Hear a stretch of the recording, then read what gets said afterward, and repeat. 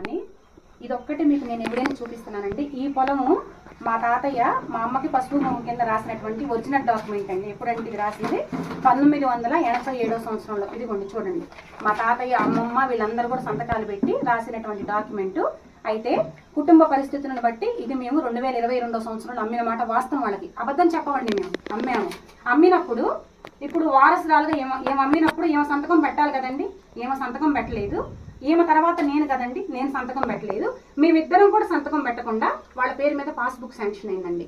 ఆ శాంక్షన్ అయినటువంటి పాస్బుక్ని లోన్ పెట్టేసేసి బ్యాంకులో లోన్ తెచ్చుకున్నారండి.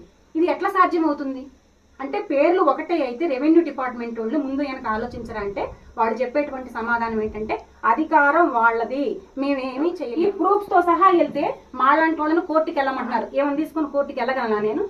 ఈ వయసు ఎంత కోర్టుకి వెళ్ళడానికి? నేను కోర్టుకి వెళ్ళి వచ్చిందాక ఏం బ్రతికుంటుందా? అంటే అనుభవించొద్దా ఇంకా తన జీవితంలో?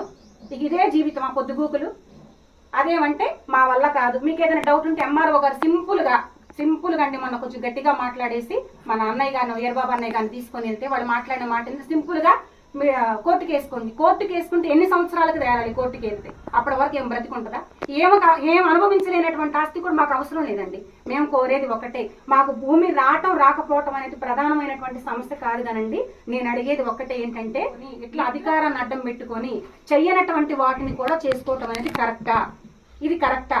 మరి ఆ రోజు కులము కానటువంటి వ్యక్తిని చేసుకుని వెళ్ళిపోయామని నన్ను కులంలో నుంచి వెళ్ళగొట్టారు. నన్ను దేనికి పిలవలేదు. మరి కుల పెద్దలుగా చెప్పుకొని మీరు చేసేటువంటి దానికి ఎక్కడి నుంచి వెళ్ళగొట్టాలి? మిమ్మల్ని పార్టీ నుంచి వెళ్ళగొట్టాలా? మీరే ఆలోచించండి ఒకసారి మేడం గారు. దయచేసి మరి ముసలోళ్ళిద్దరికీ మాకు న్యాయం జరిగించవలసిందిగా మిమ్మల్ని మనస్ఫూర్తిగా కోరుకుంటున్నానండి.